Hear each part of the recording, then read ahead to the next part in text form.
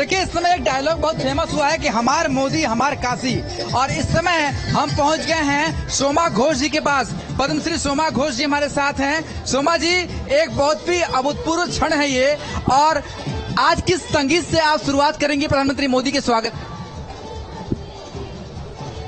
किस गाने से? माँ भारती का लाल इरादा अखंड, 56 का सीना है हौसला बुलंद, छोटे ख्वाब न दिखाए, जो कहे उसको वो करके दिखाए। मोदी जी, अपना मोदी जी। ये बताइए, आपकी चर्चा ये भी है कि प्रस्तावक के रूप में भी आपको देखा जा रहा है। मुझे बहुत खुशी होगी कि मैं हृदय से उस संत को मानती हूँ, सम्मान करती हूँ, जो निस्वार्थ भाव से हम लोग को, सभी पूरे भारतवासी को एक छत के अंदर एक करके रखे हैं। तो उनके लिए अगर प्रस्तावक बनूंगी तो मुझे बहुत खुशी होगी। तो आप देख सकते हैं पद्मश्री सोमा घोष जी हैं, जो अपने अंदाज में अपनी गायकी के साथ संगीत के माध्यम से स्वागत कर रही हैं प्रधानमंत्री मोदी का। और हालांकि उनका भी नाम बहुत तेजी से सामने आया था कि प्रस्तावक बन सकती है। उनका ये कहना, अगर ऐसा होता है तो उन्हें बहुत खुशी होगी। दूसरी तरफ आप देखिए कि वाराणसी, जो कि धार्मिक नगरी है, विश्व में धार्मिक राजधानी कही जाती है, यहाँ पर डमरू दल के जो सदस्य हैं, बटुक हैं, वो डमरू लेकर के लगातार बैठे हुए हैं और डमरू बजाकर प्रधानमंत्री नरेंद्र मोदी का स्वागत करने वाले हैं। तो ये काशी में जो अलग अलग रंग हैं वो नजर आ रहे हैं, किस तरीके से शंखनाद के साथ धर्म की इस नगरी में प्रधानमंत्री नरेंद्र मोदी का तीसरी बार जब वो चुनाव लड़ने जा रहे हैं, रोड शो में स्वागत होने जा रहा है। पूरा का पूरा बनारस इस समय लघु भारत के रूप में नजर आ रहा है।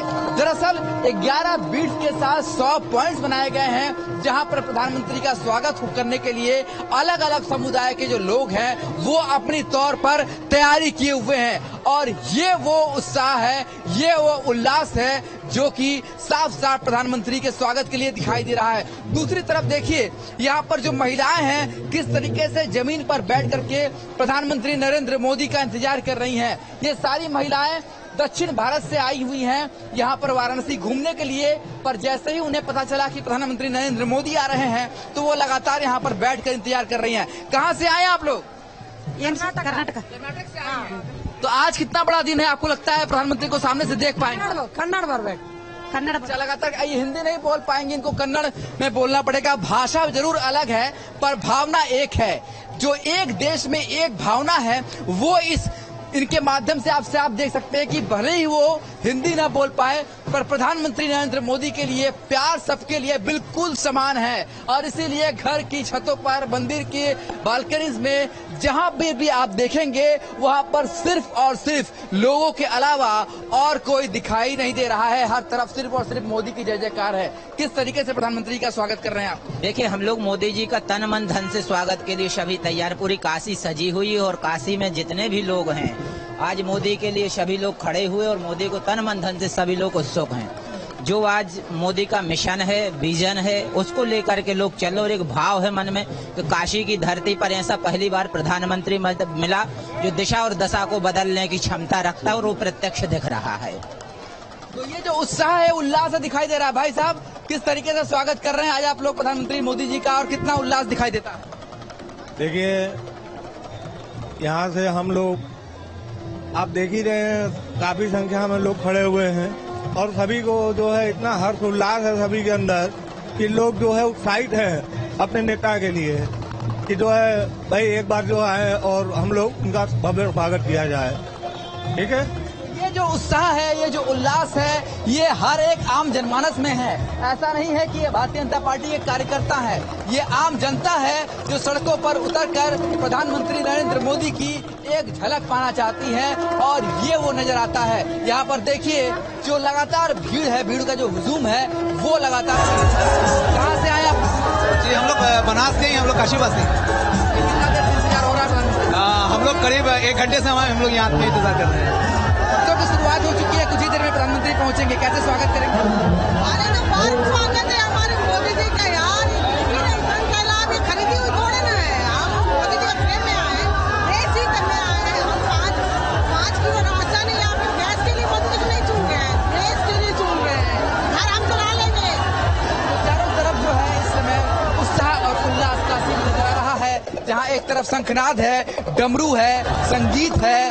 हर एक वर्ग, हर एक समुदाय के जो लोग हैं वो प्रधानमंत्री नरेंद्र मोदी के स्वागत के लिए उत्सुक और उल्लास से भरे हुए दिखाई दे रहे हैं। तो ये वो काशी है जिसे प्रधानमंत्री लगातार मेरी काशी कहकर संबोधित करते आए हैं।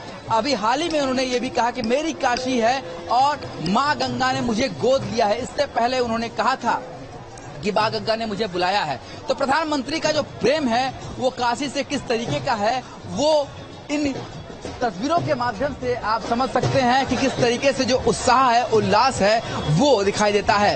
ये कड़ी धूप में लगातार जो लोग हैं वो यहाँ पर इंतजार कर रहे थे। भाई साहब, कितना उत्साह दिखाई देता है?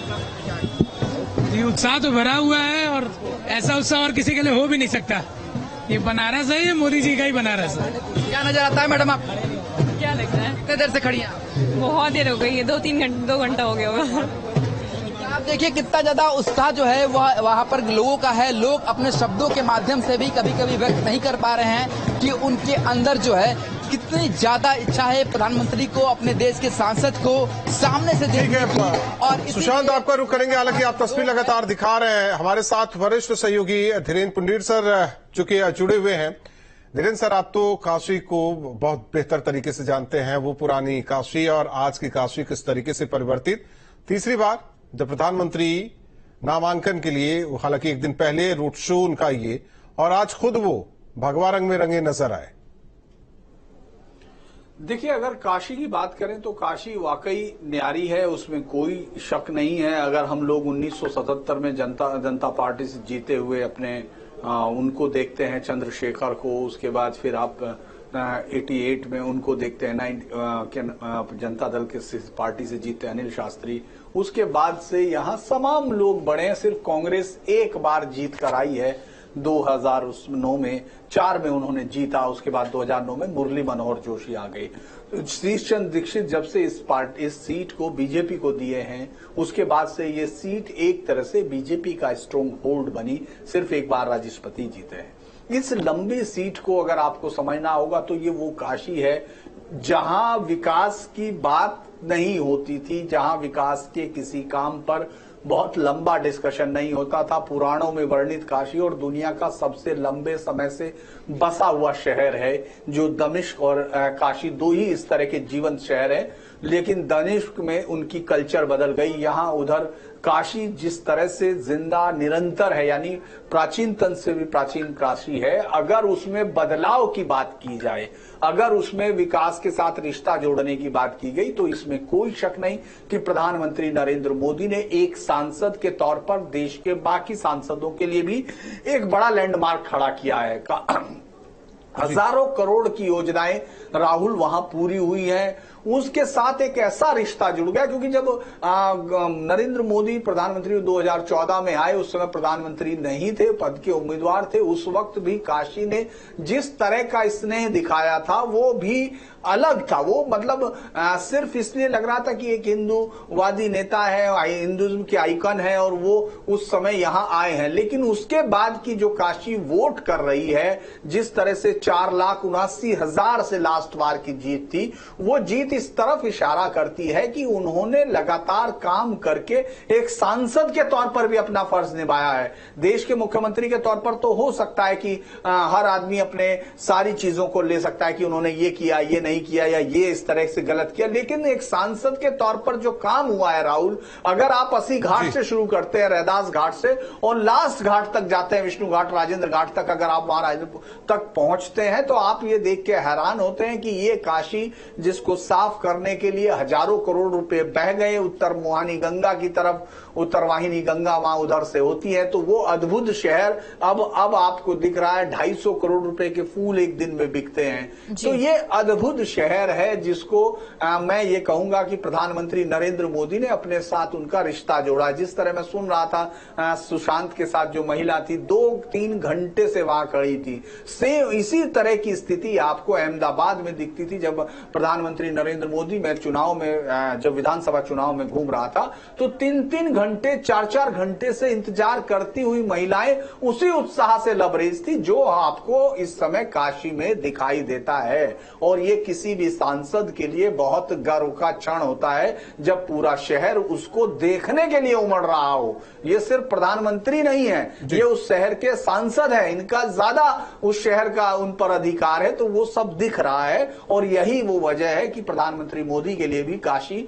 उनको अपना घर लगती है। जी धीरेन्द्र जी, आपसे एक और सवाल मैं यहाँ पर जानना चाहूंगी। सप्तपुरियों में से एक काशी को माना जाता है, सबसे पौराणिक जो नगर हैं, चाहे बात अयोध्या की करें, माया की करें, काशी की करें। और हमने देखा है कि काशी को लेकर पीएम नरेंद्र मोदी का जो प्रेम है वो विकास तक सीमित नहीं रहा। परंपराओं की अगर बात करें तो काशी के पारंपरिक और जो तमाम वो चीजें हैं पौराणिक, उनके विस्तार के लिए पीएम नरेंद्र मोदी साउथ तक मेहनत करते दिखाई दिए। अभी लोग जुड़े थे सुशांत के साथ, कन्नड़ भाषा वो बोलते थे, लेकिन उनका प्रेम ये दिखा रहा था कि शायद पीएम नरेंद्र मोदी अपने इस प्रयास में भी सफल होते नजर आए हैं।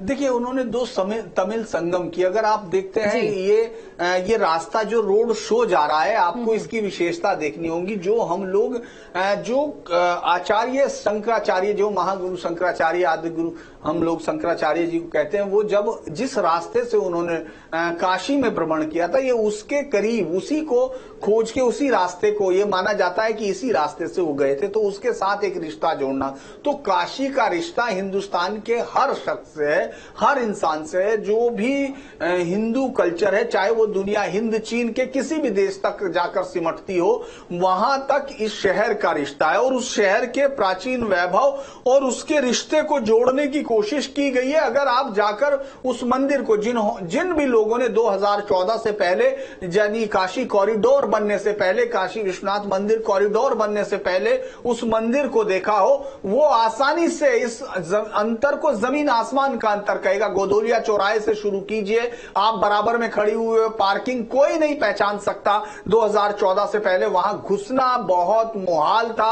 आप जहां जहां से मंदिर के अंदर एंट्री करते थे, वो छोटी छोटी गलियां, अंदर मंदिर के अंदर कोई जगह खड़े होने की नहीं। आज के वक्त में आपको वो कॉरिडोर अपने आप में, कम से कम उनके जो भक्त हैं, जो काशी में जाते हैं, हर हर महादेव करते हैं, उन सबके लिए ये एक अद्भुत चीज है, जिसको वो काशी में गंगा में नहाते हैं, फिर ललिता घाट से ऊपर चढ़ के सीधे मंदिर के अंदर प्रवेश करते हैं। ये लगभग वही स्थिति है जो पौराणिक तौर पर थी कि वहां लोग गंगा में स्नान करने के बाद सीधे मंदिर में एंट्री करते थे। तो ये एक बहुत ही विलक्षण है। उन्होंने उस जीवंत संस्कृति को जोड़ने की कोशिश की है, इसमें कोई शक नहीं है कि किस तरह से इसमें विरोध भी है, इसमें तमाम चीजें, क्योंकि जब कॉरिडोर बनाया जा रहा था तो दो मोहल्लों को वहां से जाना पड़ा था, उनको पैसा दिया गया। लेकिन उसके बाद आपने सवाल सुने होंगे कि मंदिर, इस तरह के आरोप लगाए कि मंदिर, पुराने मंदिर तोड़े गए, जबकि वहां 27 मंदिर निकले। वो मंदिर जो घरों में बंद कर दिए गए थे, जिसमें 2nd सेंचुरी के भी मंदिर हैं। तो मैं ये कहूंगा कि अगर हम काशी की बात करें तो जो काशी का वैभव, उसको ज्ञान की नगरी, काशी को हमेशा सिटी लाइट, ये कहा जाता है सिटी ऑफ लाइट, एनलाइटनमेंट की सिटी है, जहां सारनाथ है, जहां भगवान बुद्ध का तमाम जो हम लोग उनका